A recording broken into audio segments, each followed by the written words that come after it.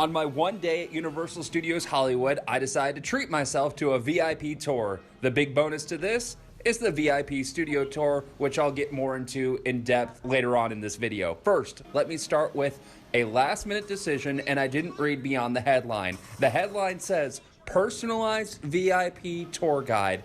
Then first thing I read on the website is the VIP experience is the most exclusive way to go behind the scenes at the world's largest movie studio and theme park. It's the ultimate way to visit Universal Studios Hollywood. So I went, let me treat myself. Had I read further, I would have seen the VIP experience is a limited capacity product with up to 18 guests per tour. Private tours can be booked separately. Yeah, so I thought it was going to be my group with a tour guide. My group was just me, so I was thinking me with a tour guide. Nope. More like me and 11 other people with the smallest bladders possible. But now that that's out of the way, let's take a look at the VIP experience. You start with valet parking. I will never understand the value of valet, but my wife is like, it's great. So some people love it. I'll take it if it's free, or in this case, included, but it doesn't get me excited, but I get that I'm weird. One nice bonus is that they obviously keep your keys, so you don't have to worry about your keys when you're riding rides the whole day.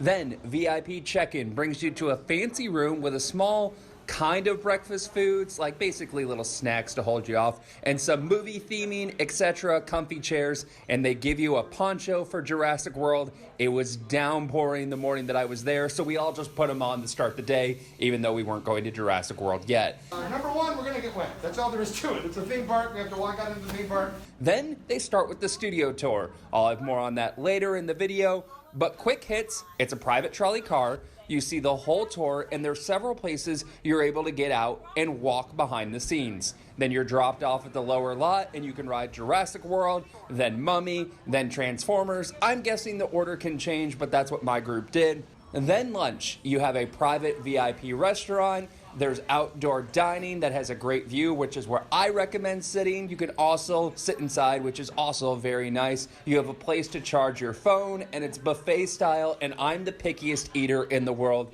and I found several things to eat, so it's proof that there is food for everyone. After lunch, we had the VIP tour seats reserved for us in the middle, non-wet rows by our choice because it was chilly for the amazing show Waterworld. If you haven't seen that review, you can go down to my full vlog of the day at Universal Hollywood. That link is in the description below.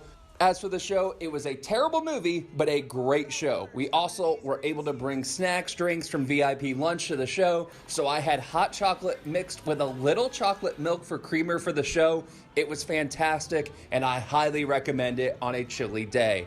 After the show, a few more rides, including The Secret Life of Pets, Minions, then into the Wizarding World of Harry Potter we go. We rode Forbidden Journey. I have a video coming up shortly, or it might even be posted by the time you're watching this, of what Universal Hollywood does better than Universal Orlando, and Forbidden Journey is definitely a factor in that video. So make sure you hit the subscribe button so you don't miss any of the additional theme park content. After Forbidden Journey, the tour guide points out a few things that you don't want to miss, and then we were told Ollivanders isn't part of the VIP tour guide, but she asked, and because it wasn't busy, they were going to get us in.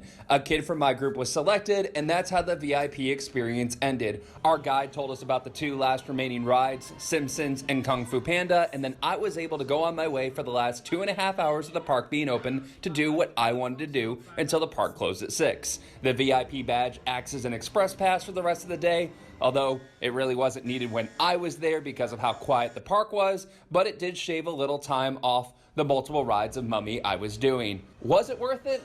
Yes, I believe it was for the one time. If you haven't done Universal Hollywood, particularly if you only have one day, I would suggest getting it once. I got it because as a solo park goer, only having one day, the price kind of made sense.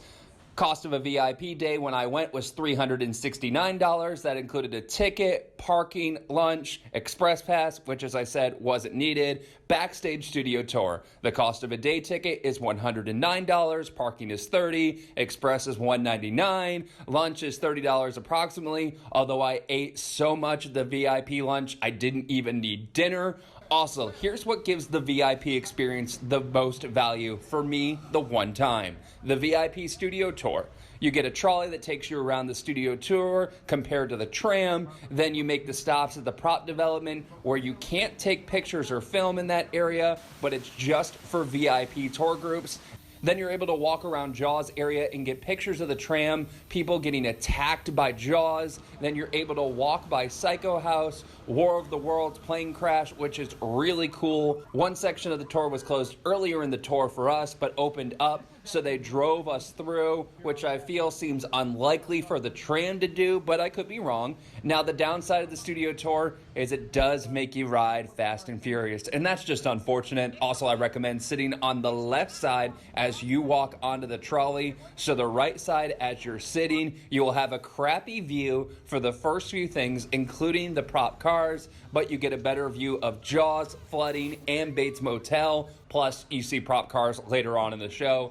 My biggest struggle with it was doing a theme park on someone else's itinerary. As the person who theme parks like I do, I want to go, go, go. Having someone say, and now we're gonna ride on Mummy, then we're gonna get a ride on Transformers. I'm like, but there's no line. I have Express, and I just did back row, right side on Mummy. Now I need to do front row and back left. That was a personal struggle for me, and I know I'm wired that way, but I was able to control my entire last few hours until the park closed, so that helped, and I had already done almost everything else through the VIP tour, so that worked out well. Overall, I won't be doing VIP tour again at Universal Hollywood, but overall, despite my few disappointments with what I was expecting, it was worth the one time I got it. I recommend getting it once and praying that the people that you get paired up with have bigger bladders than my group. I'm not kidding. My group took 4 bathroom breaks in less than 6 hours. So yeah,